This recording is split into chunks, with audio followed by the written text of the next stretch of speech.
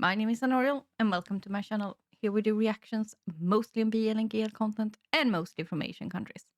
Today we are watching the finale of Gap. Yay! So I have really enjoyed this series. I know I was a little bit critical about last episode, but I mean, that is my personal drama. What I like in a drama opinion. Some people love those kind of dramas. And then this is perfect for you. And to be honest, I think the only reason I was a little bit critical about that episode was that the first half of this series makes me kind of emotional to even think about because it was so goddamn good. It was amazing. Like, yeah, it was everything I wanted from the first really big hyped up like GL thing from Thailand. Now I don't want to say it's the first because we had like smaller things. We had other LGBTI media type of a deal from Thailand and Japan and stuff like that were more queer centered and more, political or artsy and very, while this is more, here is a drama where we change the sex of the main person so it's a same sex drama. But it also incorporated a few of those elements from the more artsier queer media, I guess, which I found was the perfect balance. But last episode, they kind of just went all drama, and I wasn't really prepared for it. And that's why it tripped me up. It still doesn't make me hate this series in any way, shape, or form. I will still adore this series. It just tripped me up a little bit. Now, if you've been around here, you also know that, I feel like the main goal of all of this, like BL, GL, queer media in general, is that, now I know BL and stuff like that. It's a genre that has its quirks and its position, and it's important, and it has a lot of academic research behind it, and it's set aside from normal romance in a way because a lot of things, a lot of feminist things and a lot of other things, but for me, for normal queer media, if we talk about the whole umbrella of queer media, for me, I wish that we could come to a point in society where we don't have to differentiate it, where it's just romance, mystery. The fact that it's the same sex romance story shouldn't be a thing. We should come to a point in society where it's a romance. Because when we differentiate it, when we put it in a box, that tells me that, it's the other. It is not the normal. It's the other. And for someone who has been, my entire studies, my entire university degree has been about, what is normal and what is the other, what is this circle and where is this circle, and where do they meet, and where do they have like friction, discourse. That is called the discourse. Where do they overlap and cause friction, to understand how society are built, how we build society. So for me to have these boxes where it's, oh, this is a little bit on the fringe, it's not a romance, it's something else, for me that tells me that, queer people aren't accepted in society as a norm, not even in my society, if we start labeling things like this. So my criticism that, it feels like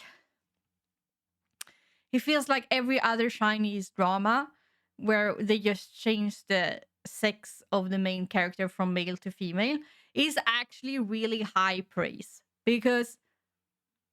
that is what we want, people. Like, it is not any different. It is a drama. It is a lacron. It is like, it is a telenovela. It is that, where they change the sex of a female or a male CEO to a female CEO, with a rich grandparent who embodies every trope of a rich grandparent in an Asian drama. And it worked. Guys, it worked. And yeah, so yes, I criticize it because I wasn't prepared for it, but it's also a form of praise, because it wasn't made to be something different. They were just like, okay, but we're gonna change the sex here and keep everything the same. Keep everything like a normal CEO, rich meets poor girl drama with a grandparent or a parent with very traditional views. We're just gonna change one little detail. This is gonna be a female instead of a male. Everything else is gonna be the same. And it still works, people. It's still showcased as any other drama of that genre, like any other drama. And that makes it fantastic. So yeah, I just wanted to point that out. Like, it might sounded like criticism, but it's also a part of almost praise in a weird way. Okay, so anyway, on YouTube this is the full reaction, but with a small screen. On Patreon this is the full reaction with a larger screen, just to get that out there. So last time, Mon and Sam, yeah, at first Mon got like threatened by Kirk and was about to leave because Sam was supposed to marry Kirk. And I don't know if is it illegal to cheat in Thailand, because I know it's been illegal in like Korea until a few years ago. So the fact that Kirk threatened her the way he did, he could have had a lot more ramification than I think of, because it's not illegal here, you can't be sued for it. You can divorce people, but you can't be like sued, or it's not a crime. You're not going to be imprisoned if you. It's a morally wrong thing, but it's not something the law will do anything about. So yeah, because Kirk threatened Mon, and she was about to leave, and Sam was like begging her, and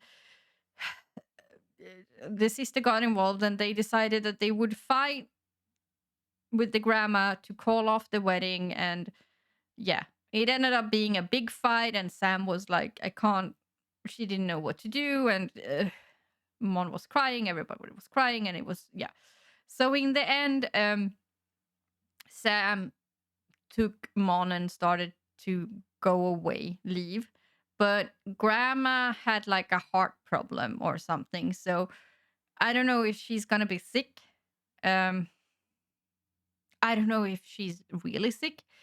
To me, it doesn't really matter, because if she had a heart problem, she would have had a heart problem with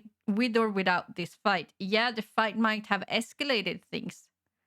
but it's not like that is the cause of the heart problem. The heart problem was already there.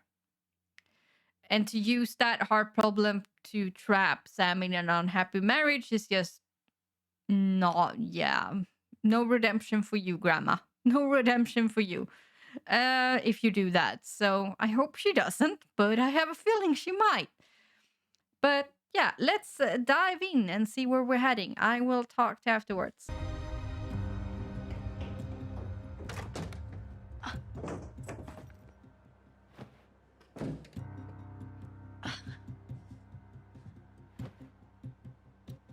คุณสามมันจะรักเราไปตลอดไปไหมทำไมถามแบบนี้ล่ะคะคือ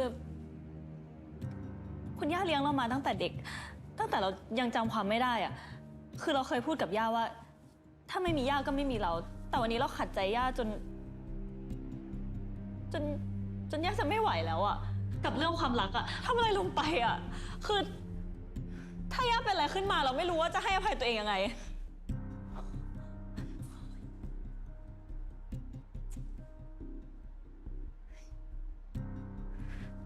เราเป็นคนอกตัญญูใช่ไหม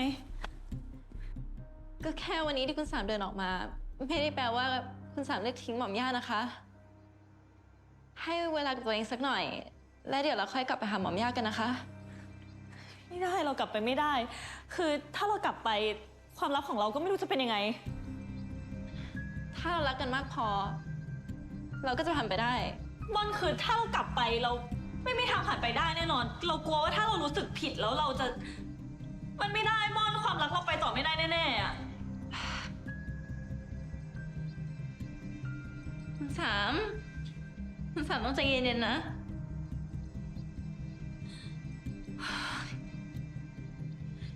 แค่วันนี้ม่อนก็เห็นแล้วว่าคุณสามรักม่อนแค่ไหนแต่คุณสามต้องทำให้หม่อมย่าเห็นว่าคุณสามไม่จำเป็นต้องเลือกหม่อมย่าหรือม่อนแต่เลือกได้ทั้งสองคนม่อนรักคุณสามมากๆเลยนะคะ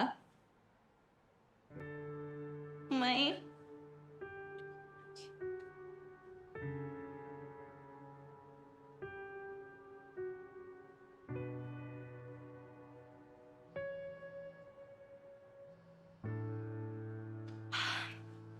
แป๊บนึงนะคะ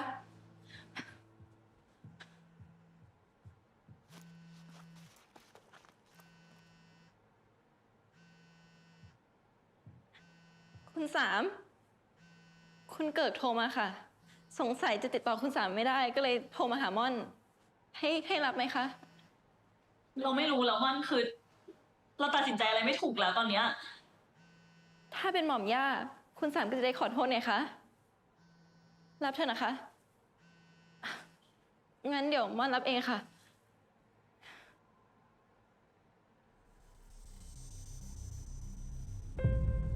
คุณสามต้องรับนะคะฮัลโหลสามคุณย่าไม่ได้แกล้งป่วยตอนนี้คุณย่าอยู่โรงพยาบาลฮะจริงสามย่าอยู่โรงพยาบาลได้ไงคุณใจเย็นๆก่อนนะคือหมอบอกว่าคุณย่าหัวใจล้มเหลวอะไปไม่ได้ย่าแข็งแรงจะตายนี่คุณไม่เคยรู้เลยเหรอว่าคุณย่าเป็นโรคหัวใจอะ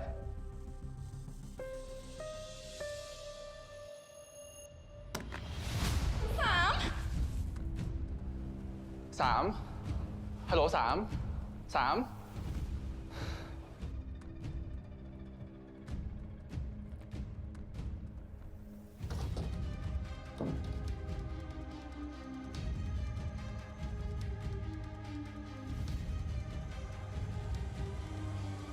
Think you're lost. Well, I think we're gonna get a happy ending, but maybe just it's gonna take the entire episode.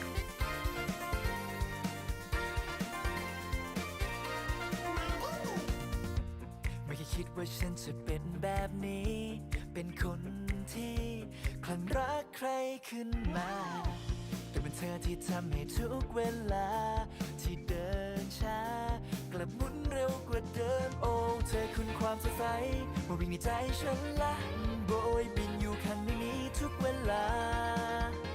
เธอมัวแต่เป็นอย่างนั้นต้องบอกเลยนะอยู่ด้วยกันไปนานๆจะได้ไหมเพราะเธอคนเดียวคนนี้ที่เข้ามาในหัวใจเป็นเหมือนดึงความสดใสโอ้เธอคือคนนั้นที่ทำให้ฉันมีความสุขเหลือเกินต้องเธอ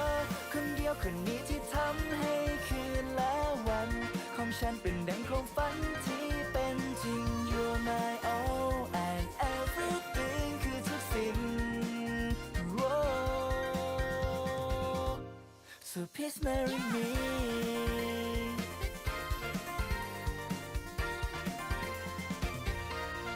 ค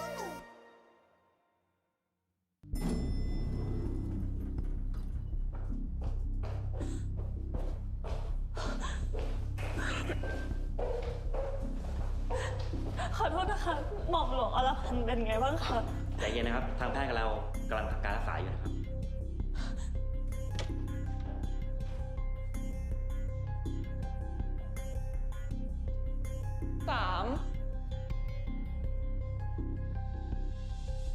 ทำไมไม่ฟังกันนะเราบอกแล้วใช่ไหมอะว่าให้กบฏกับยา ย่าไม่สบายสามก็ต้องมา อ่านแพ้ยาแล้ว สามไม่สนใจแล้วว่าสามจะแพ้หรือว่าสามจะชนะ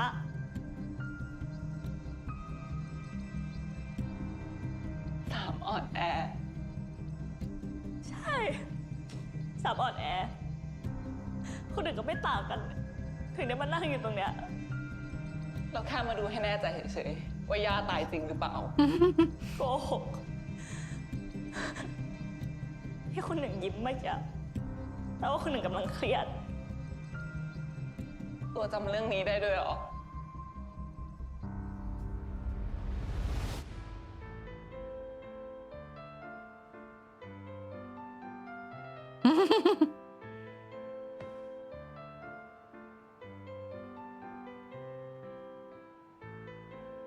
ตัวเล็กกินอะไรอ่ะ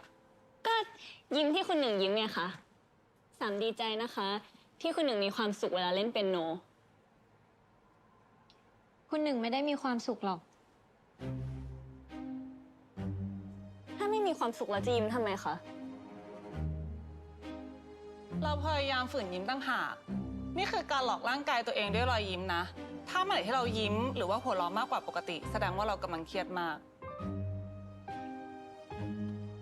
ทำแบบนั้นทำไมคะ คุณย่าจะได้อ่านความรู้สึกคุณหนึ่งไม่ออกไง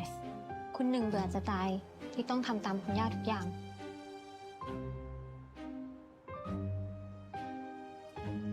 ตัวเล็กลองเอาไปทำดูก็ได้นะ ทำยังไงคะ ก็ถ้าตัวเล็กมีความสุขก็ทำหน้าเฉยๆ ไม่ต้องแสดงอาการอะไรออกมาไง ตัวเองทำได้ไหม ถ้ามีความสุขให้ทำหน้าเฉย การยิ้มอะเป็นสัญลักษณ์ของคนแพ้ ถ้าตัวเล็กไม่พอใจ ก็ให้ตัวเล็กทำหน้าเฉย ๆ แล้วถ้าเรามีความสุข เราจะยิ้มได้ไหมคะ ๆ ถ้ามีความสุขตัวเล็กทำหน้าเฉยๆเลย อย่ายิ้ม อย่าแสดงอาการอะไรออกมา เราอยากให้ตัวเล็กเป็นแบบนั้นนะ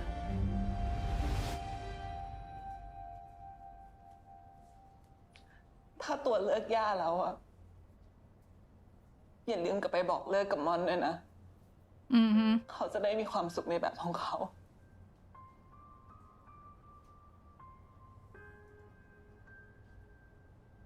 Make it clear with her.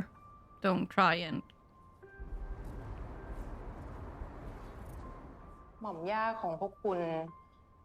เขาเป็นอาการริ่มเลือดหัวใจอุดตันมาเป็นเวลานาน10 ปีค่ะ ทางทีมแพทย์ พวกเราก็พยายามรักษาอย่างเต็มที่ หมออยากให้ญาติดูแลคนไข้อย่างใกล้ชิด ให้ทานยาเป็นประจำสม่ำเสมอ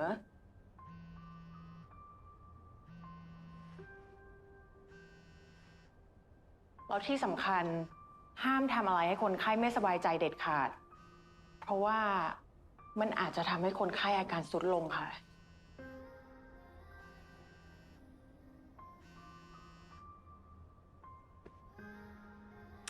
you should really, like, pick up and talk to her and say it's over.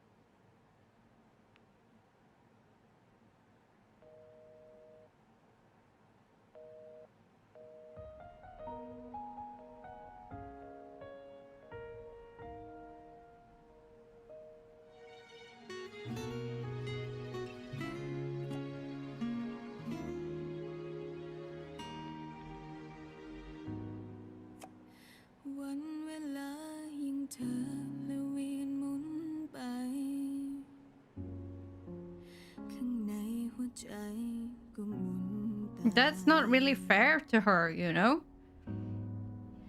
จะเปลี่ยนความมืดดำในใจของฉัน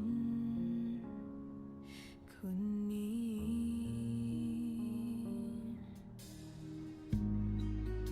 แต่ในเรื่องราวชีวิตของคุณสองคนต้องผ่านและพ้นทุกร้ายดีแต่ในนาทีนี้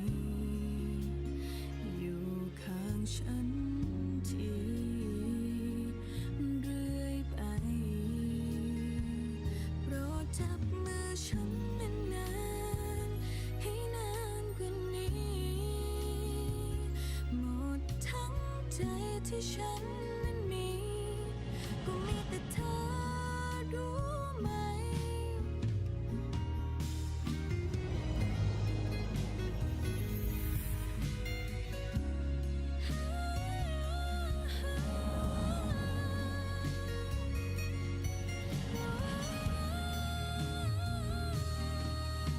ชีวิตของฉันตอนนี้นั้นมีแค่เธอทั้งใจอย่าปล่อยมือฉันไป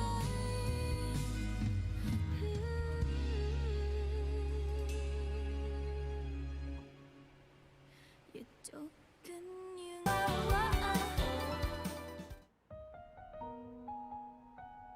She hasn't heard anything for how many days now? Probably a lot of days.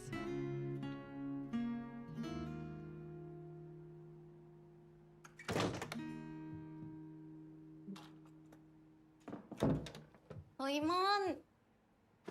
ไหวไหมอ่ะโอ้ไม่ลองนะเพื่อน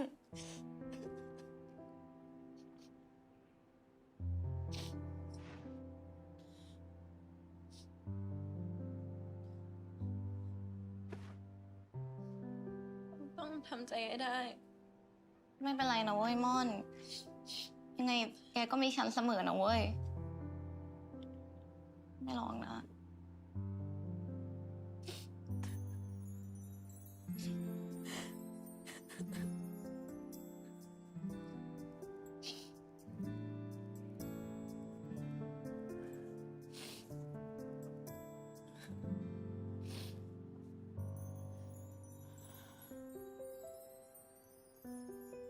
คุณสามเลือกยาก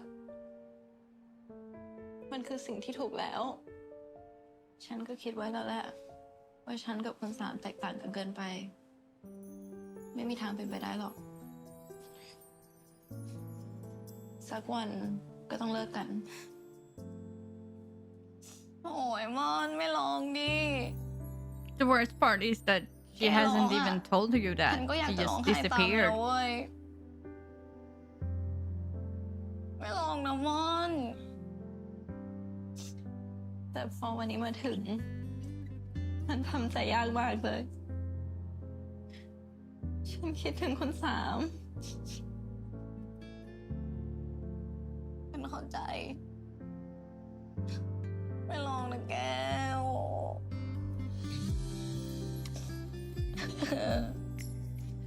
ม่อนอย่าลองดิ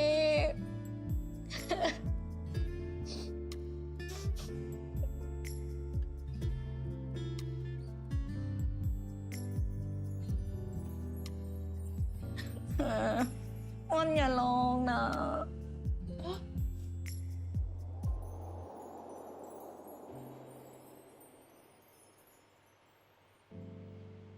เฮ้ยเก็บมึงไม่ต้องมาแล้วมึงถ่ายละครไปเถอะเดี๋ยวกูกับไอจิ๋มดูแลน้องม่อนเองโอเคจริงน่ารักจังเลยไหนมาให้ นี่ พี่ จิ๋ม หน่อยจ้ะฮะ โบราณเขาว่า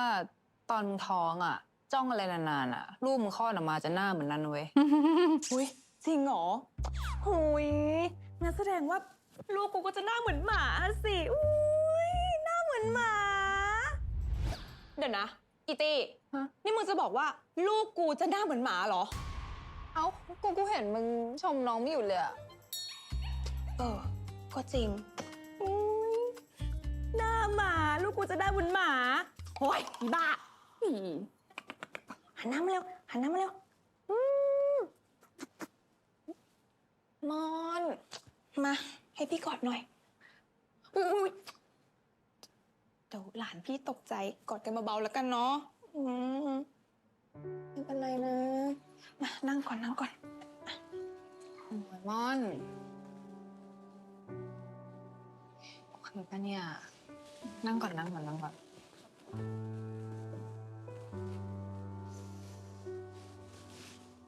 โอ้โหม่อนสภาพแย่มากเลยอ่ะเหมือนในจิ๋มตอนหน้า Where's สด the เลย ice อ่ะ cream? มึงนี่นะ หาโอกาสกลับมากัดกูได้ทุกทีเลย โทษมึงลืมตัวชินอะ เฮ้ยเป็นไงล่ะมึงฤทธิ์หม่อมย่ามหาภัย ดูสิสุดท้ายก็ทำลายความรักของน้องม่อนกับอีหย่อยจนได้ กูติดต่อไอ้สามไม่ได้เลยว่ะหรือว่าหม่อมย่าจะยึดมือถือมันวะ ถ้ายังปล่อยให้หม่อมย่ายึดมือถือได้เนี่ย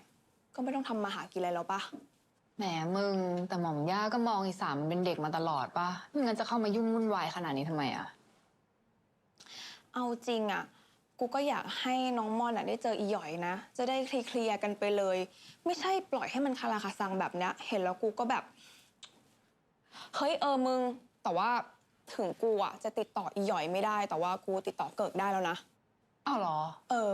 แล้ว เกิดรู้ป่ะว่าสามอยู่ไหนอะ นี่คุณสามหายไปเหรอคะพี่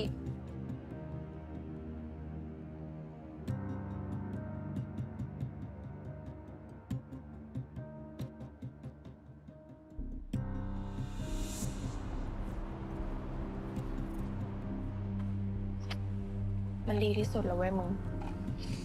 โอ้ยเครียดแทน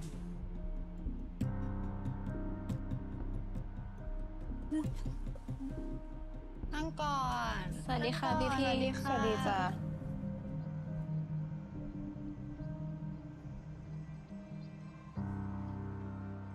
ม่อน อีหย่อยมันอยู่ที่นี่แหละ แต่ว่า มันอยู่กับเกริกนะ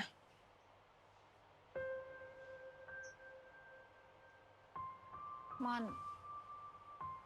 โอเคไหม แต่เชื่อพี่ มันจะได้จบ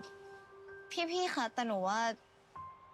หนูสงสารม่อนอะหนูไม่อยากให้ม่อนไปเจอภาพบาดใจอะพี่ ก็ที่พี่อ่ะพาม่อนมาที่นี่อ่ะก็เพื่อที่จะได้เห็นคาตาไปเลย จะได้มูฟออนได้ และอีกอย่างหนึ่งอ่ะมันก็ดีต่อตัวอีสามมันด้วย ถ้ามันไม่ได้เคลียร์กับม่อนอ่ะพี่ว่ามันก็คงไม่มีความสุขเหมือนกัน ม่อนอยากเข้าไปเจอสามไหม Yeah. ถ้าไม่อยาก เดี๋ยวพี่จะพาม่อนกลับเอง Good. Don't force her if she doesn't want to. ว่าไงแก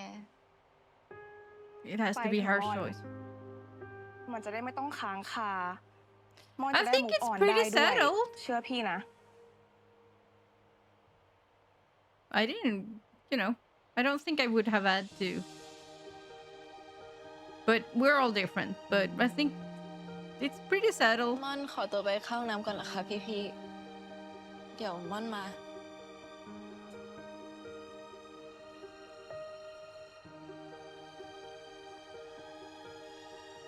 เขาสงสารม่อนอ่ะ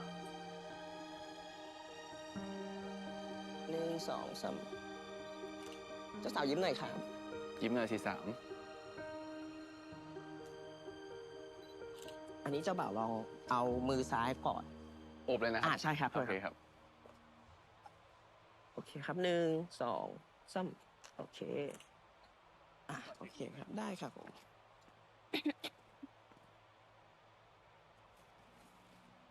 โอเคครับ ก็เดี๋ยวเรา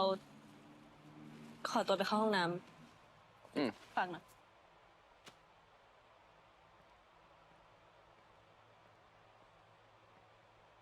คุณสาม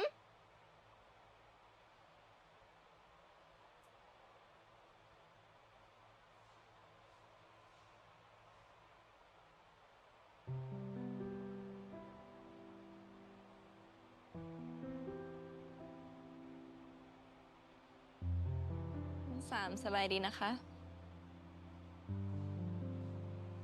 ม่อนไลน์ไปไม่เห็นตอบเลยคือม่อนไปหาที่บ้านก็ไม่เจอ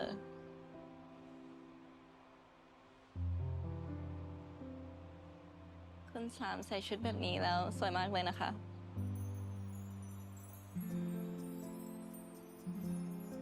ย่าขอให้เราแต่งงานเรามี2 ทางเลือกคือทำตามใจตัวเองแล้วก็หนีย่าไปแบบที่คุณหนึ่งทำแต่ม่อนเราทำไม่ได้เราดื้อกับย่าจนย่าต้องเข้าโรงพยาบาลเพราะเรารักย่ามากเรากลัวว่าถ้าเราเห็นแก่ตัวแล้วจะมีใครจากเราไปอีก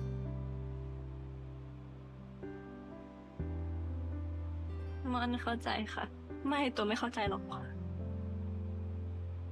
คุณสามเป็นคนที่รักครอบครัวมากเป็นแบบนี้มาตลอดถ้าคุณสามเห็นแก่ตัวและเลือกที่จะทิ้งย่าแล้วมาหาม่อนคงจะแย่นะคะม่อนที่ม่อนมาวันนี้เพราะม่อนอยากมาเห็นกับตาและได้ยินจากปากคุณสามค่ะYou should have given her that ขอโทษ instead of just running away เราแย่เองอ่ะเราไม่ชัดเจนเลยเรา yeah ไม่ได้เรื่อง yeah I mean imagine the level of trust issues these two are gonna have if they end up together, which I think they are gonna do, but I can't see a happy ending for them really because the level of trust issues I would have if I were Mon is enormous. Because every fight I would worry that Sam is just gonna run away and be away for months with no contact and then choose something else that isn't me. That would be my fear my entire life, every turn. ช้ำๆของวัน Because that's what she's done for like 12 episodes. Every turn it's been a little bit rough. She's run. And I get it, grandma is sick, but she didn't have even the decency to break up. She just ran. I am sorry, guys. I want to root for them because I love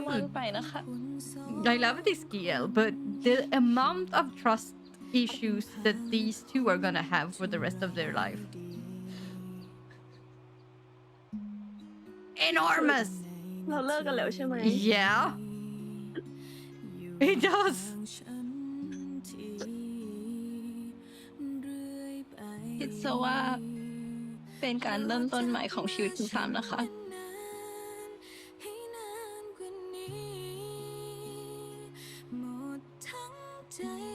You left her.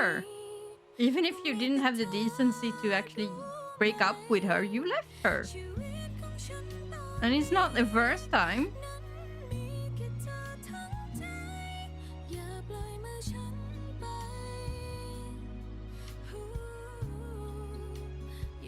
The amount of therapy hours these two will need in couple therapy once they get together.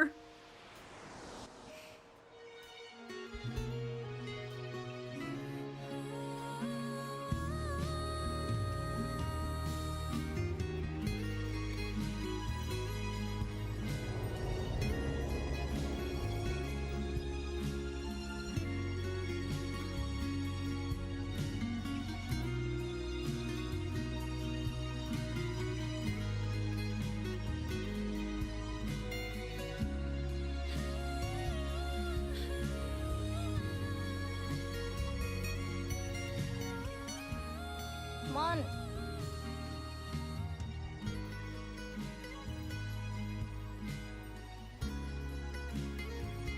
ม่อนไปเจอกับคุณสามมา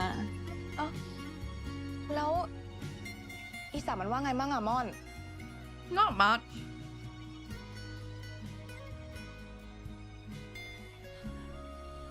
ม่อนกับคุณสาม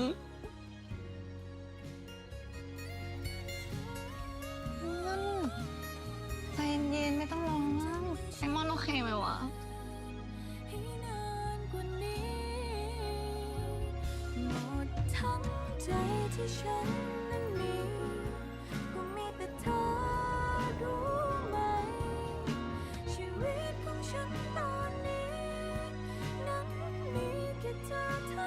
but we can at least realize that a lot of people here don't really agree with Sam's decision because all of her friends are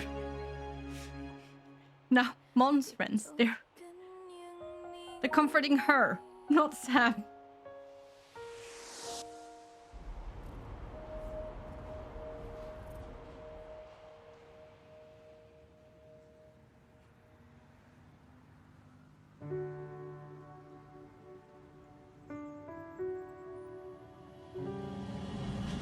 นี่คือ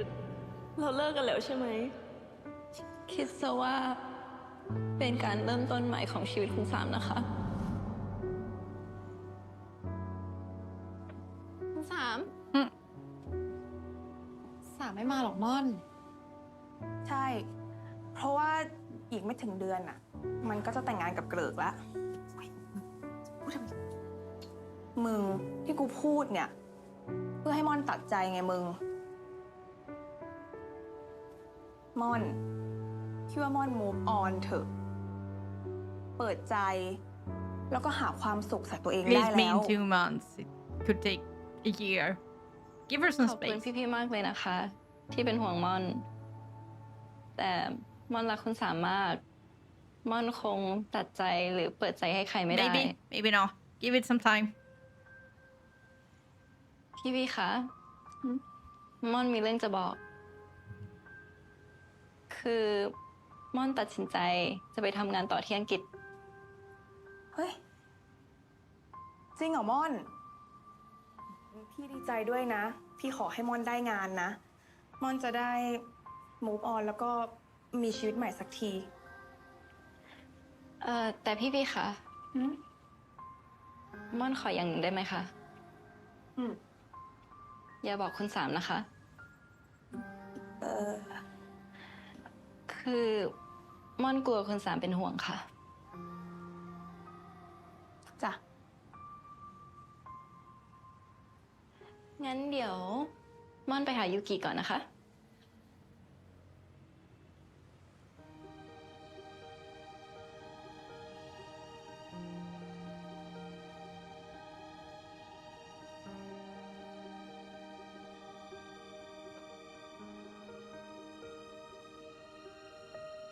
ออกมาได้แล้วมึง น้องเข้าไปแล้ว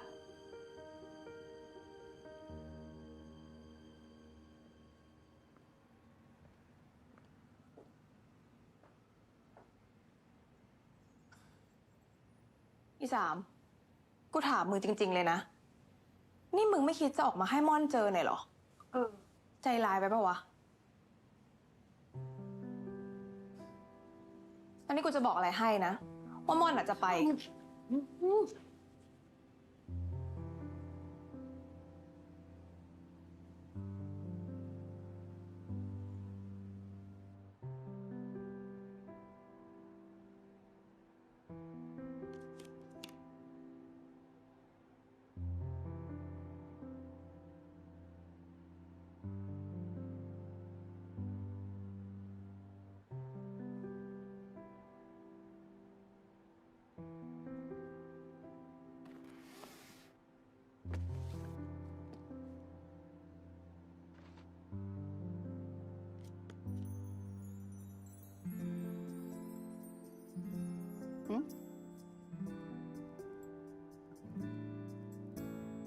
ได้ดิ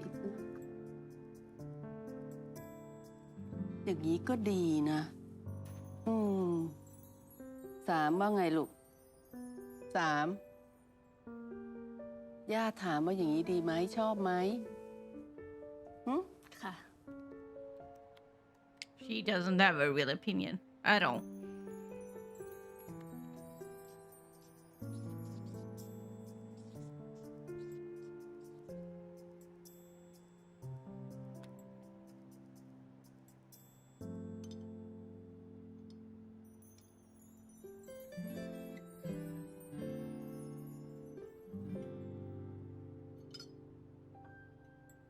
อิ่มแล้วเหรอสาม ค่ะ สามขอตัวนะคะ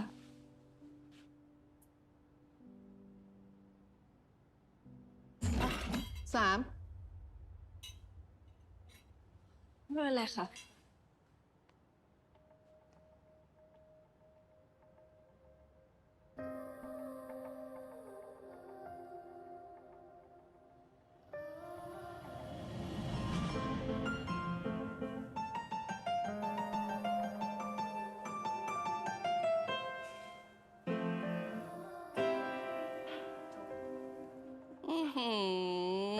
เก่งมากเลยลูก สามรักคุณย่ามากเลยค่ะ ย่าก็รักหนู สามสัญญานะคะว่าสามจะไม่มีวันทิ้งคุณย่าเลยค่ะ น่ารักที่สุดเลยลูก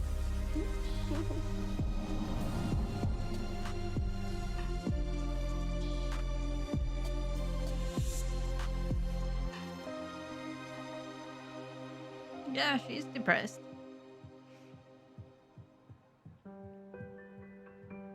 ข้าวมาแล้วนางฟ้าของพ่อ สวยเชียว ขอบคุณค่ะ อืม เอาจริงๆนะ ยังไงเนี่ยแม่ก็ไม่คุ้นกับผมทรงใหม่ของลูกสักที ไม่นะเพราะว่าสวยเดียว เสียนิดเดียว ถ้าไปอยู่ที่โน่นน่ะคงหนาวคอแย่เลยลูกหิมะตกหนักไม่ใช่เหรอใช่ไหม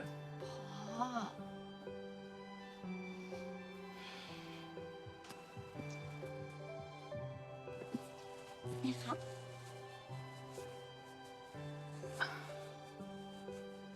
อีก2 อาทิตย์ก็ต้องเดินทางแล้วใช่ไหมลูก แม่ต้องคิดถึงหนูมากแน่ๆเลยอะ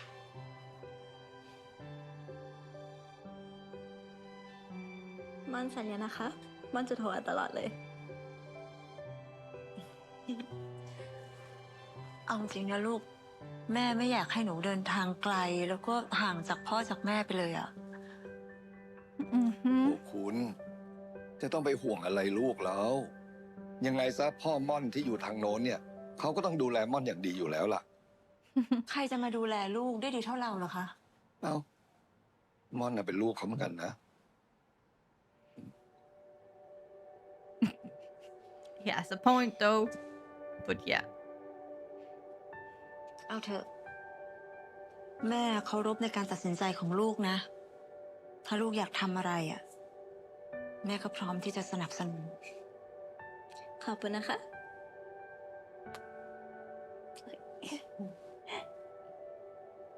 คุณโหนกระแสมาแล้ว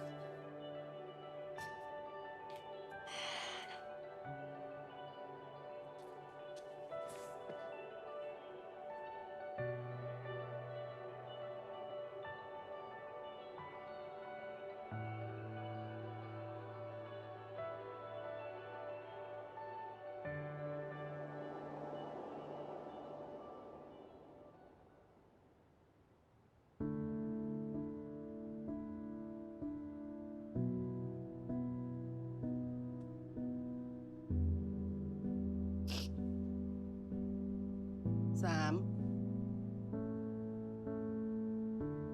ไปนอนได้แล้ว ใกล้วันงานแล้วต้องพักผ่อนเยอะๆนะ ค่ะ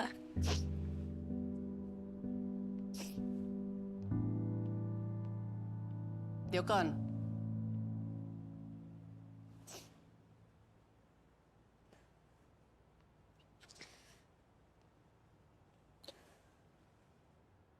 ขอบใจมากนะที่เชื่อย่า 3 เป็นหลานที่ย่ารักมากที่สุด ย่าจะทำทุกวิถีทาง เพื่อให้3มีความสุขที่สุด You won't. ขอตัวนะคะ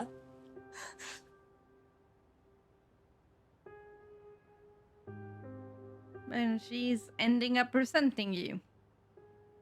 Like your other grandchildren. She's just gonna be there while resenting you. Like a shell.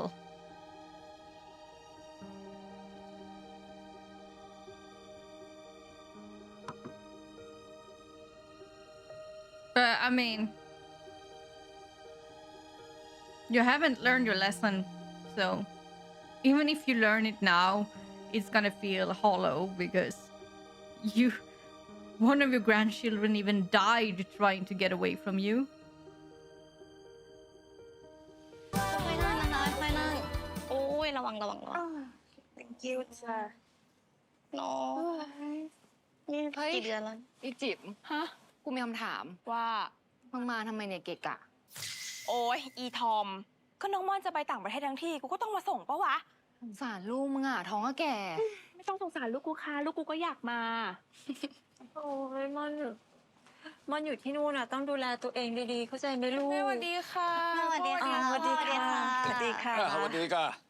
ไปลูกไป ม่อน วันนี้นบมันบอกว่ามันติดงานมันเลยฝากฉันมาลาแกด้วยม่อนลูก เดินทางปลอดภัยนะ ขอให้พระคุ้มครองลูกนะลูกนะ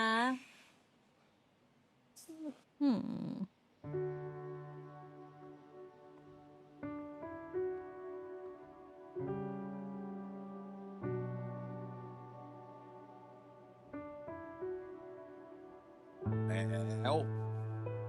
จะกอดอะไรนักหนาเมื่อคืนกอดทั้งคืนแล้วพอ ใจมันหายนี่คุณ ตั้งแต่เล็กจนโตไม่เคยห่างกันขนาดนี้เลย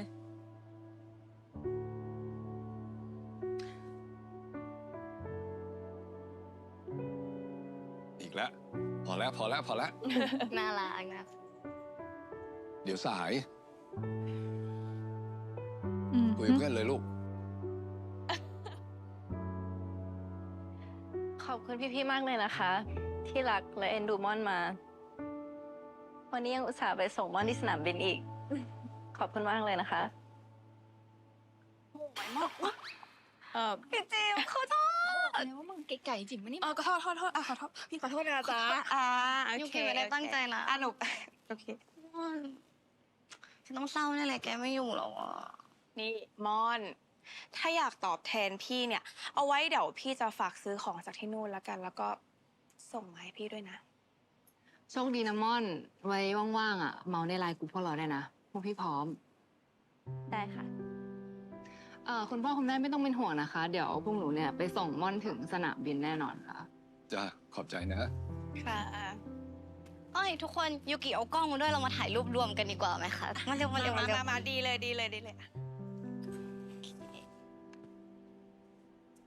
โอ้ยระวังลูก ไปพอ มาโอเค เอาถ้าเอาเป็นสู้ๆแล้วกันนะคะ ได้เดี๋ยว1 2 3เดี๋ยวส่งให้นะม่อนได้เลย ไปรีบไปกันได้ละ เดี๋ยวจะตกเครื่องเอาไป ไปลูกไป แม่สวัสดีค่ะสวัสดีค่ะ ดีครับลูกสวัสดีครับสวัสดีครับ ไปส่งขึ้นรถ เดินดีๆลูกแล้วคุณมาลูกมา ได้เลยนะคะจ้ะ ไปลูกไป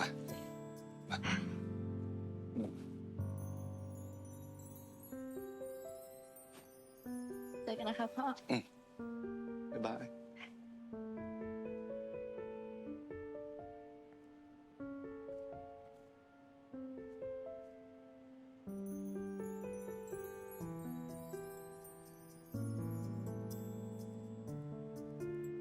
เดี๋ยวลูกก็โทรมาแล้วแม่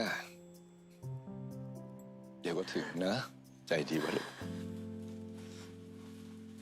ใจดีๆไว้แม่ ใจดีไว้ I feel like the dad is trying to comfort the mom, but in reality, he's trying to comfort himself.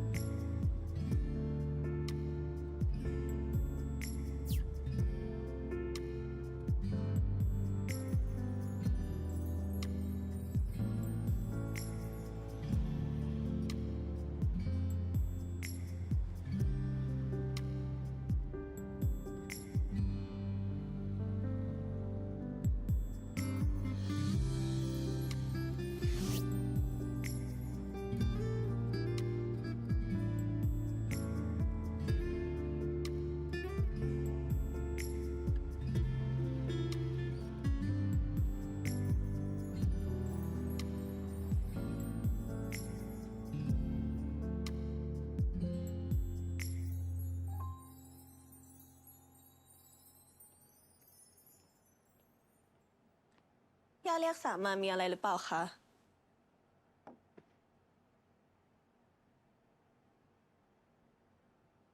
ย่าไม่เห็นสามร้องไห้มานานละ ค่ะ สามไม่เคยร้องไห้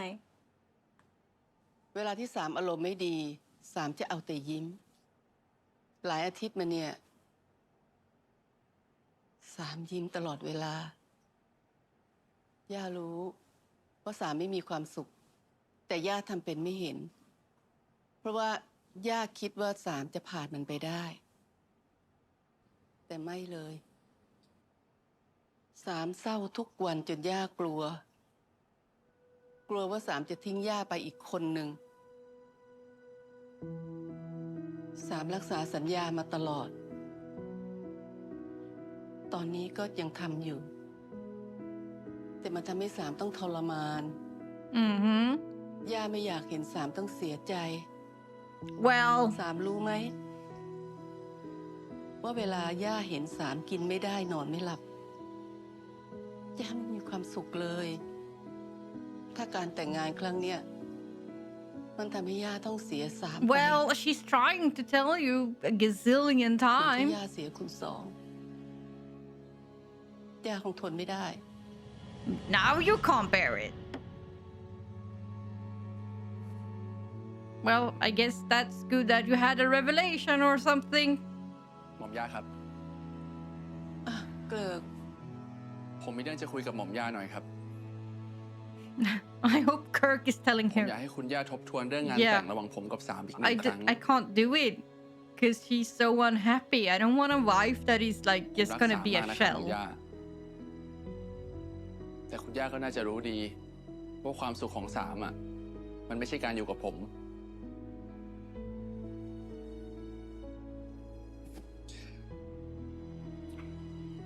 ผมต้องขอโทษจริงๆครับหม่อมย่า ผมรู้ว่าหม่อมย่าหวังดีกับผมและสามมาตลอด So it wasn't you who had a revelation, it's Kirk who doesn't want to because he doesn't want a depressed wife. ผมอยากให้สามได้มีความสุขในแบบที่เขาต้องการจริงๆ ในแบบที่เขาเลือก ผมว่าคุณย่าน่าจะเข้าใจนะครับ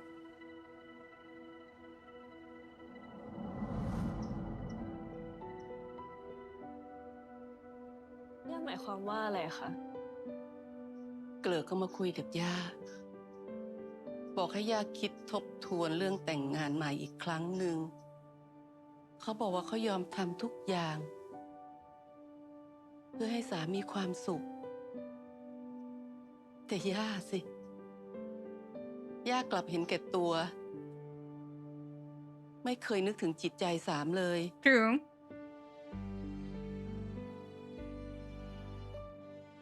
ย่าเห็นแก่ตัว เหมือนที่หนึ่ง Yeah. ว่าจริง We know that. ๆ สามทำเพื่อย่ามาตลอด ทำมามากพอแล้ว ถึงเวลาที่สามควรจะเลือกชีวิต ตามที่สามต้องการสักที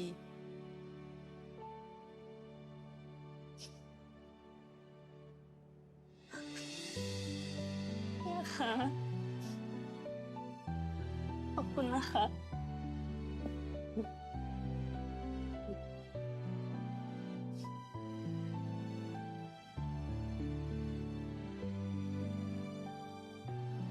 I'm not สาม ready ค to วรจะได้ forgive. รัก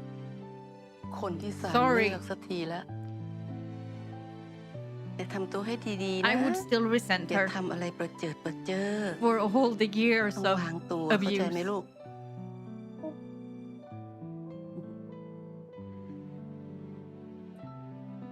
And I wouldn't trust it. สามรู้ใช่ไหม ว่าถ้าไม่มีย่าอยู่บนโลกนี้แล้ว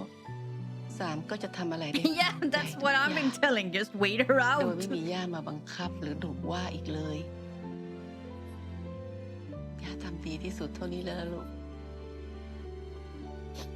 ย่ารักสามนะ ขอบคุณนะคะ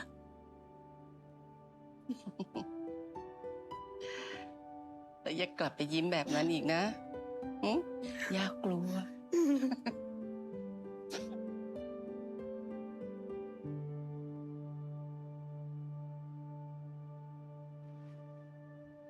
สามขอตัวนะคะ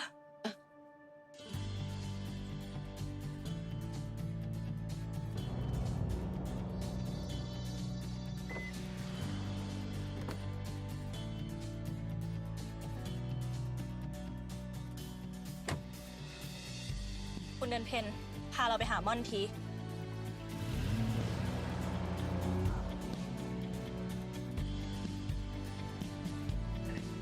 But yeah, we're gonna get a happy ending. But the amount of trust issues that I would have if I were Mon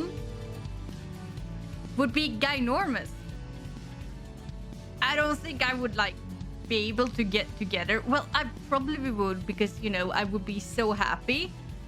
But then every fight, every little hurdle will cause such anxiety that it will probably break us up if we don't get help. ลูกกูบอกให้พูด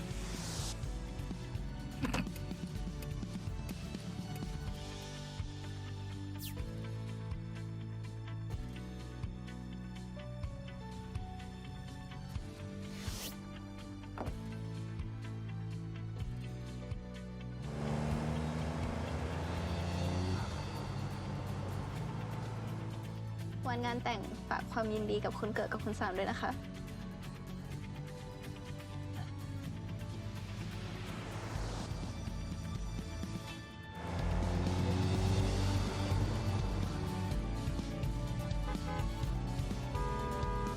อุ้ยใครมันบีบแต่ว่าบีบหาพ่อบีบได้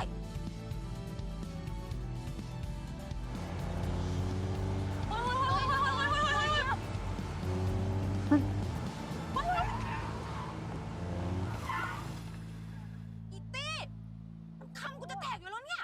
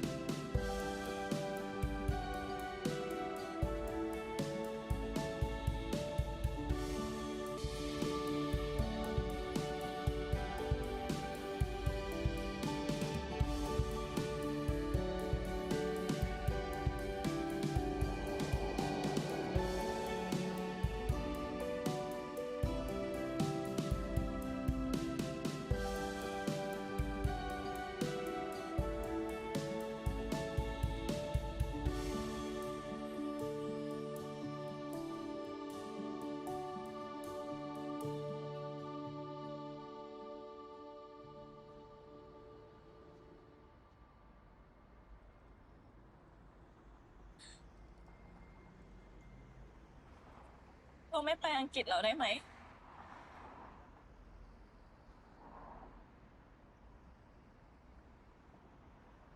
ทำไมคุณสามถึงไม่อยากให้ม่อนไปเหรอคะ เราคงอยู่ไม่ได้ถ้าไม่มีตั๋ว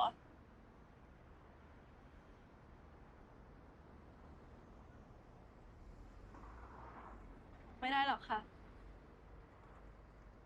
ทำไมม่อนอยากไปเริ่มต้นชีวิตใหม่ม่อนไม่อยากอยู่กับความรู้สึกไม่มีคุณสามที่นี่ม่อนอยากลืมแต่เราไม่อยากให้ตัวลืมเราไม่อยากให้ตัวลืมเรื่องราวของเราตัวรู้ไหมว่าตั้งแต่ที่เราไม่มีตัวเราไม่เคยมีความสุขเลยแม้แต่วินาทีเดียวมันก็ทรมานมากเหมือนกันค่ะแต่มันเป็นทางที่ดีที่สุดนะคะ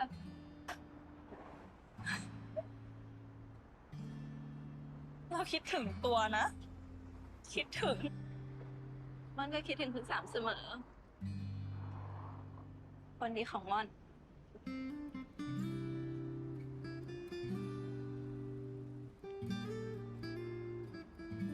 Maybe ก็ไม่ tell ไป her. ได้ไหม Maybe tell อย่า her ทิ้งเราไปเลย grandma gives her blessing or whatever. คุณสามก็รู้นี่คะว่าเรื่องระหว่างเรา มันเป็นไปไม่ได้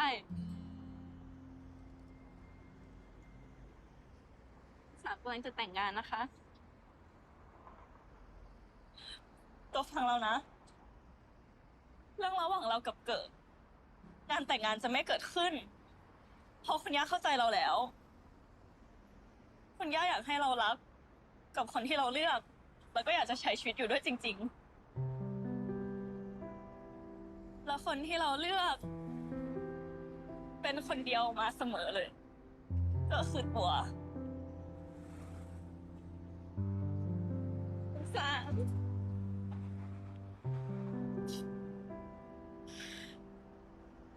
ว่ายังอยากมีเราในชีวิตไหม I'm not sure I would believe her. I would have to call Gran, ม่อน to ต้อง be การคุณ honest, สามมาตลอด or Kirk. I'm not ม่อน sure I จะรัก was ยัง gonna ไง believe that. ม่อนก็รักอย่างนั้นม่อนคิดตลอดเลยนะคะ ถ้าวันหนึ่งคุณสามกลับมาอยู่ในชีวิตม่อนยอมแลกทุกอย่างเลย นี่ไง เรากลับมาแล้ว ต่อไปนี้เราก็รักกันได้แล้ว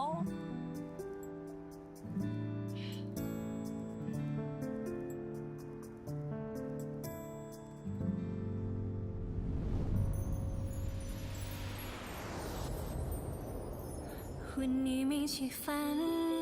คนคนนั้น ที่ฉันเฝ้ารอมานาน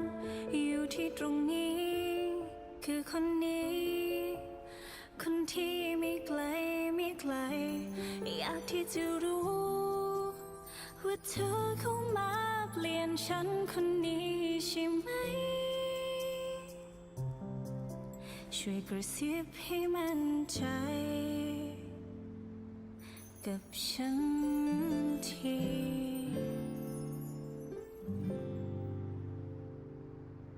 เกดมึงดูสิกระซีนะมึงอ่ะ Like, weren't she super pregnant and now she's not? Someone messed up. Well, a little pregnant, but not as super as she was like.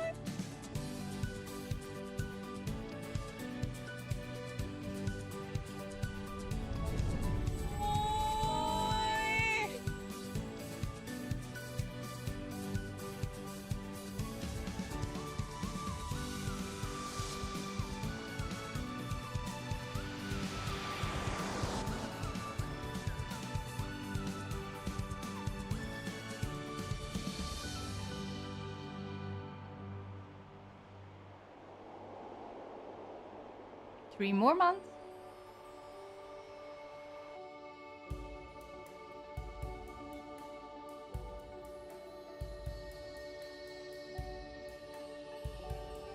So I'm guessing we're finally seeing Saint's character. That I have no idea who he is or why he's here, but he's here.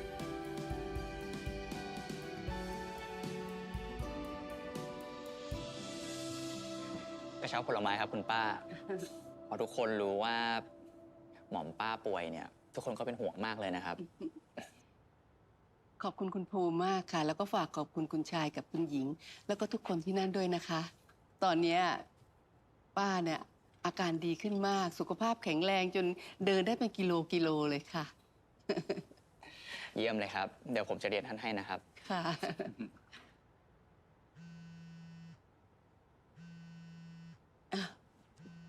สามโทรมา คุณสาม ว่าไงลูก สวัสดีค่ะย่าทานยาหรือยังคะ เดี๋ยวสามเสร็จงานแล้วสามจะรีบซื้อผลไม้ไปฝากนะคะ โอ้ยไม่ต้องลูก คุณภูมินะเอาผลไม้มาเยี่ยมย่าแล้ว แล้วตอนเนี้ยย่าก็อยู่กับคุณภูมิด้วยนะ So cousin? คุณภูมิเหรอคะ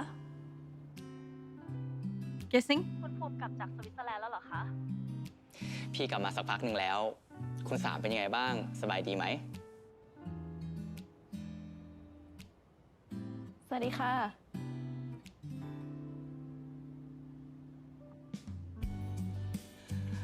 พี่ว่าพี่ไม่ต้องถามคุณสาวแล้วมั้งครับ คุณสาวน่าจะสบายดีที่สุดเลยครับ พอดีม่อนแฟนสาวเขาเขินนะคะขอบคุณนะคะที่มาเยี่ยมคุณย่า เดี๋ยวสามมีโอกาสแล้วสามจะรีบไปหาเลยค่ะ ครับ สามไม่กลัวแล้วค่ะ ได้ครับคุณสามเจอกันนะครับ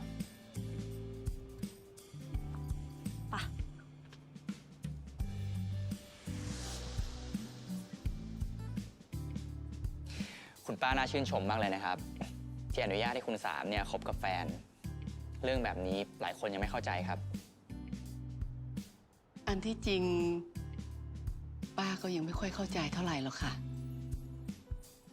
ธรรมดาครับ เรื่องแบบนี้ประเทศของเราเพิ่งจะเริ่มยอมรับกัน แต่ของภูมินะครับ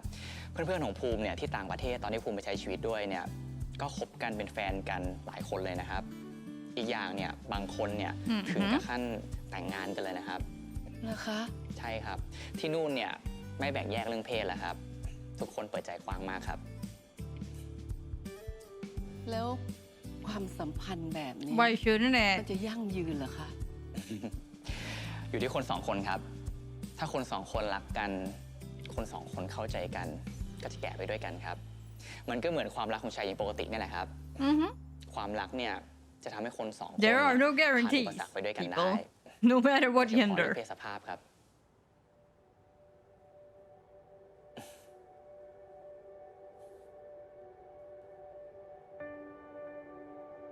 ว่าแต่ คุณภูมิรู้เรื่องสามได้ยังไงคะ พอดีว่าผมเจอคุณหนึ่งที่หัวหินนะครับ แล้วคุณหนึ่งเนี่ยก็เล่าเรื่องของคุณสาวแล้วก็คุณม่อนให้ฟัง คู่นี้น่ารักมากเลยนะครับคุณป้า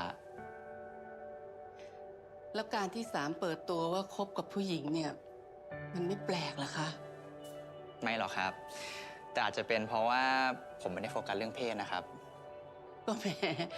คุณภูมิยังเป็นวัยรุ่นอยู่ คนรุ่นป้าเนี่ยค่อยเข้าใจเท่าไหร่แล้วค่ะ ใครจะเข้าใจยังไงเนี่ยก็เป็นเรื่องของเขาครับ แต่คุณป้าสบายใจได้เลยนะครับ เพราะว่าผมเล่าเรื่องคุณสามให้กับคุณพ่อคุณแม่ฟัง คุณพ่อคุณแม่เนี่ยยินดีมากเลยนะครับ และคุณพ่อคุณแม่เนี่ยก็ไม่ตำหนิติเตียนอะไรเลย จริงเหรอคะ จริงครับ แล้วผมยังคุยกับคุณพ่อคุณแม่อีกนะครับ ว่าถ้าคุณสามเนี่ยถึงขั้นแต่งงาน ก็อยากให้คุณป้าเชิญพวกเรามาร่วมงานครับ พวกเราจะยินดีแล้วก็เป็นเกียรติมากครับ งั้นเดี๋ยวผมขอตัวกลับก่อน I mean, I ดีกว่า get คุณ that ป้า grandma has like, you know, เดี๋ยวถ้ามีโอกาสเดี๋ยวผม they จะเรียก are คุณป้า kind of ใหม่นะครับ royalty. ขอบคุณค่ะคุณภูมิ ครับ They have a certain สวัสดีครับคุณป้า reputation to withhold, and she doesn't want to be excluded from like that kind of society. I get that, grandma. I really do. But still, you know, you could have taken a stance. You lost a freaking child because of this, or a grandchild, but you know.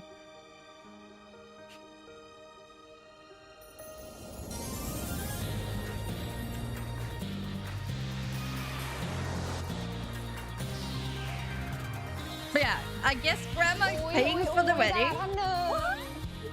พี่แกสวัสดีค่ะ สวยนะ มันก็สวยวันนี้มันสวยขนาดเนี้ยได้ผัวกลับแล้วไหมอ่ะ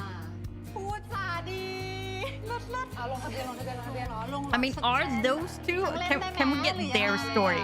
Thank you very much. I want their story. I still want their story. อยู่ไหนฮะ Because I'm getting, อีจิม you know, that something happened อี there. จิม Jane is drinking all the alcohol. Aren't you breastfeeding? Girl. โอ้ยมึงนี่จะเมาตั้งแต่หัววันเลยเหรอ อีจิมนี่มึงเป็นแม่คนแล้วนะ มึงจะมากินอย่างนี้ได้ไงฮะอีขี้เมา พวกมึง กูบอกแล้วใช่ไหมว่าเวลาออกงานสังคมเนี่ยให้เรียกกูว่ามาท่านะคะ แล้วพวกมึงเนี่ยก็เรียกกูว่าจิ๋มตั้งแต่ต้นเรื่องยันอีหม่อมมันแต่งงานกับมอนได้เสร็จเป็นเมียผัวกันแล้ว ยังไม่เลิกเรียกกูว่าจิ๋มอีก ชื่อนี้มันเหมาะกับคาแรคเตอร์มึงจ้า Can we love the breaking of the fourth wall there? ต้องขอบคุณหม่อมบอสกับคุณเกริกมากเลยนะคะ ที่รับเราสองคนกลับเข้ามาทำงานนะคะ อุจจาเรากล้าพูดน้อยยังไง อ้าวป้าหมีไม่เคยได้ยินเหรอที่เขาว่ากันว่าถ้าเรานอกใจจากคนแรกเพื่อมามีคนที่สองเราก็ต้องเลือกคนที่สองถ้าเรายังรักคนแรกอยู่ คนที่สองจะเกิดมาได้ยังไงล่ะพี่พ่อก็ดีกว่าแอบคบกันน่ะAt least he divorced his wife. That's good. I mean, ดิฉันกับสามีเนี่ยต้องกราบขอบพระคุณหม่อมมากเลยนะคะ ที่เอ็นดูม่อนแล้วก็ไม่รังเกียจพวกเรานะคะ โอ้โหอย่าคิดแบบนั้นค่ะ ทางเราสิต้องขอบคุณคุณพรที่เลี้ยงดูม่อนมาอย่างดีม่อนน่ะเขาทำให้สามกล้าแล้วก็มีความสุขเราเห็นสามมีความสุขแล้วเราก็มีความสุขไปด้วยมากเลยครับ I'm still not on board with you, Grandma. คนนั้นเนี่ยแตกต่างแต่ลงตัวมากเลยนะครับเหมือนกับคุณพ่อคุณแม่ผมเลยครับถึงจะต่างชนชั้นกัน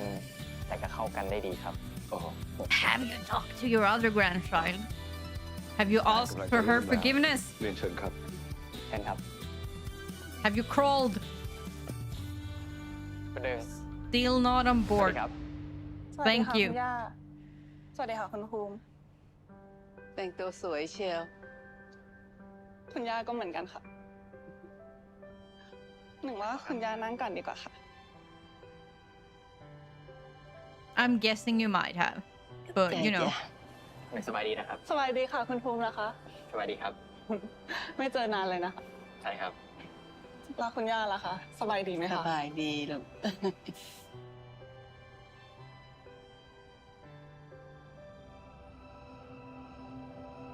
ได้เวลาแล้วค่ะเจ้าสาว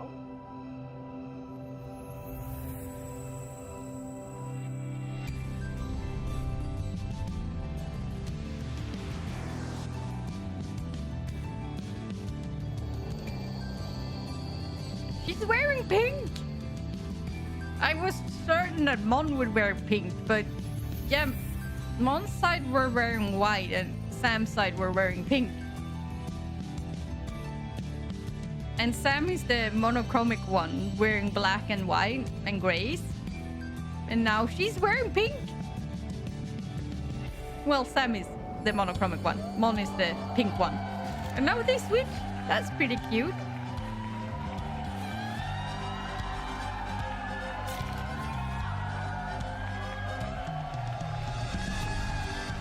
I guess she didn't want a white dress after the whole hurt debacle thing.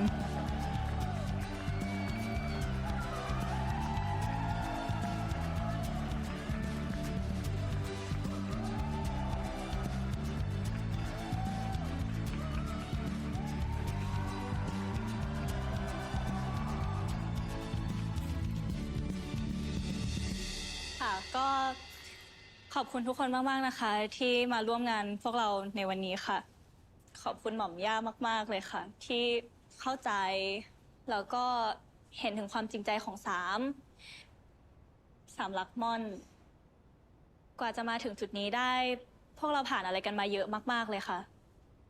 ขอบคุณเพื่อนๆที่คอยช่วยเหลือคู่เรามาตลอด ขอบคุณโลกนี้ที่มีม่อน ตัวเป็นความสดใสที่สุดของเรา ขอบคุณตัวที่เข้ามาเปลี่ยนโลกสีเทาของเราให้เป็นสีชมพูสวย มันจะสวยขึ้นทุกวันแค่มีตัวอยู่ข้างๆเรา จากวันนี้และตลอดไป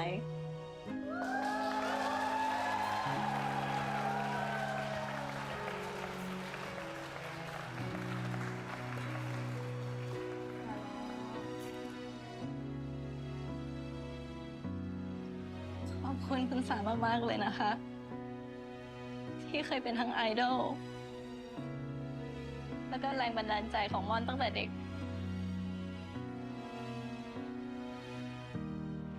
ม่อนไม่อยากจะคิดเลย ว่าม่อนจะได้มารักกับคุณสาม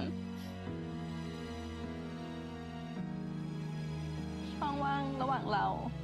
มันห่างและแตกต่างกันมากเพราะรักที่คุณสามีให้ม่อน มันทำให้ม่อนได้อยู่ใกล้คุณสามแบบนี้ ต่อไปนี้ เราไม่ต้องอยู่ห่างกันอีกแล้วนะ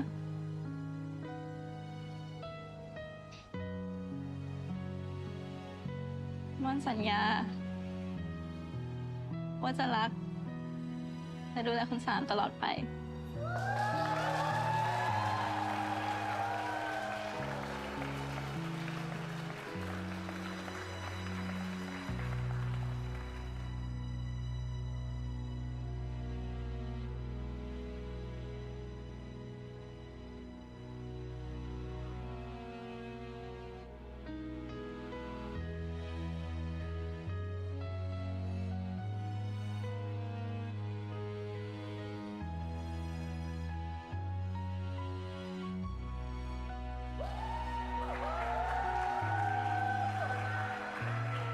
Mm-hmm.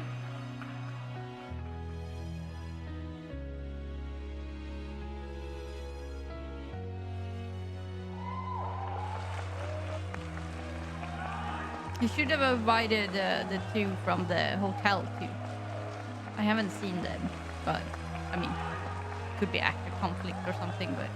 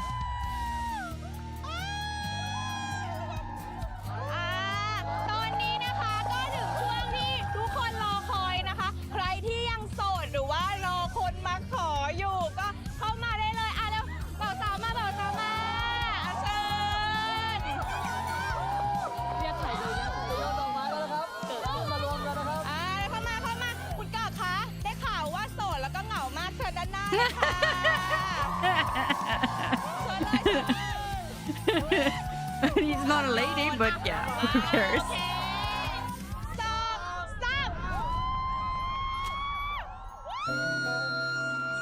Are they gonna end up together? Cute.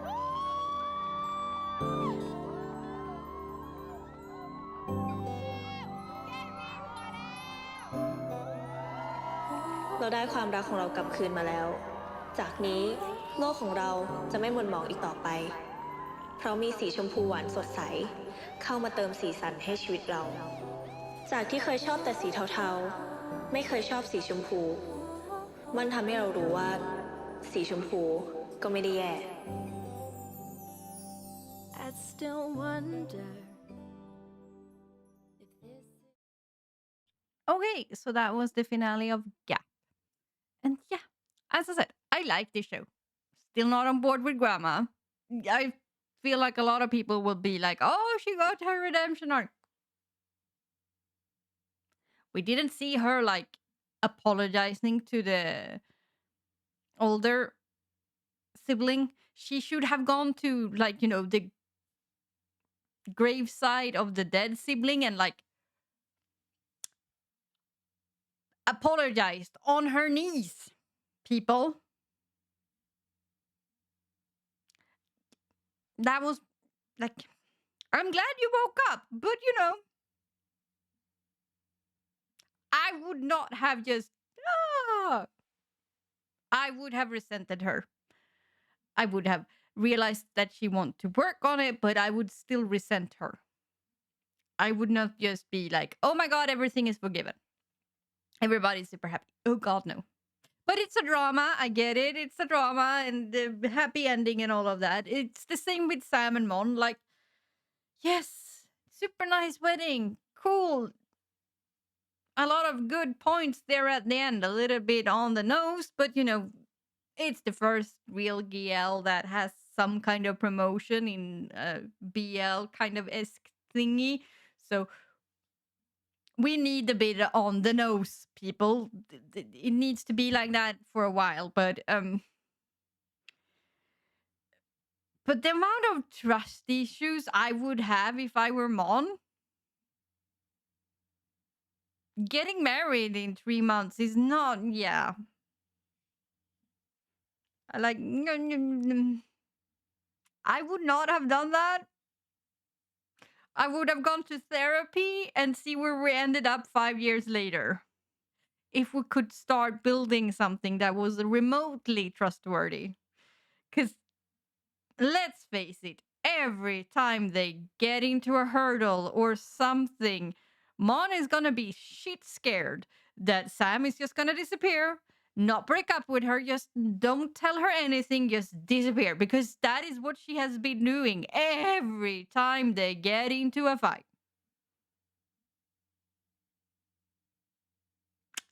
Yeah, I adore these two. I adore this show, but you know, the ending was beautiful, but rushed. Oh my god, was it rushed? Everybody just turned a new leaf. And everybody was happy, and it was very much, you know, oh yeah, here's the nice little bow. Let's tie it up. Let's make it pretty. In real life, this would not be, yeah. Now, this is not real life. This is drama, and this is the ending we love. We love this type of ending. But the same part of my brain goes, oh god, no, they're gonna be divorced and broke up in a 6-month period. The romance novel, love happy ending, romantic side of me goes, oh, that's so cute. But the realistic me is like, oh god, that's gonna be a train wreck. Yeah. But I love this show. Like I said in the beginning, I love this show. I love that we're getting these type of show. I love that they are actually promoting them. They're getting money. I know Saint has worked his ass off to get this to this point. He has put in his own money. He has, like, you know, he's taking actor gigs just to get paid so he could put in those money into this. And I really adore him for it. Thank you from the bottom of my heart. Because it needed to be done, and you showed it could be done, and I'm so grateful. I am so grateful. I don't know, you will probably never hear this, but you know, if anybody has him on any Facebook, Twitter, somewhere or whatever, tell him I said thanks. As a queer woman, I said thanks, because yeah, this was something. And I'm getting old, so I'm happy that the new generation is getting this, that we're finally getting here. Thank you. Thank you. And yeah, there were some rocky parts of this. It wasn't, like I said in the first reaction to this, I don't demand a perfect series. I don't demand everything to be super perfect, political, and like sapphic gaze, no male gaze, and whatever. Because to be honest, what is even that? Is it even possible? I don't know. It's not my place to say, because that's not my forte. You know, but I wanted them to listen to the community that they were representing. I wanted them to represent it pretty fairly. Now, I can't speak for the Thai queer female community, because I am obviously not Thai, but I can speak as a queer female. And a lot of those emotions that they portrayed in this series are very much real. Like the whole it's a game thing, we're pushing limits.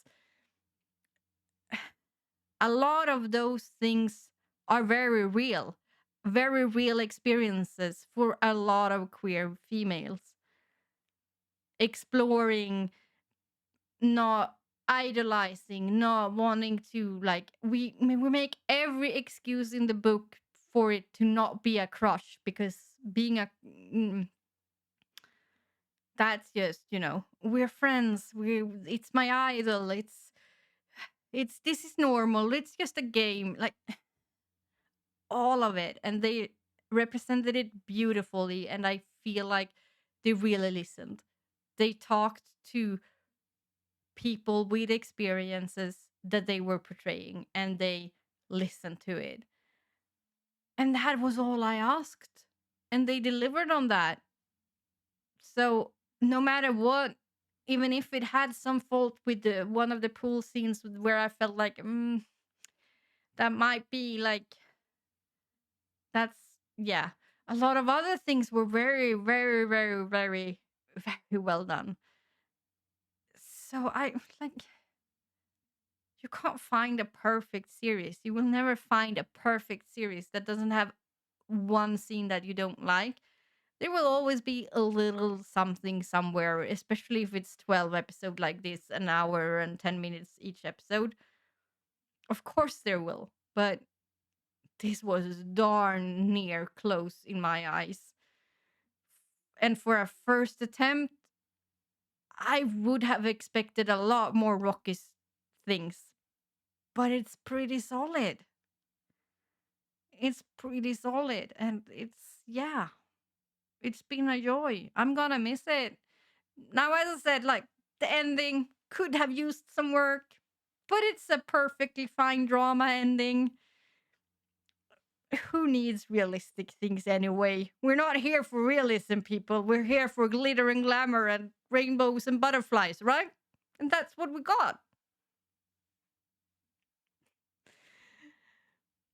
Maybe it's because I connected so much with these characters, because I don't think I would have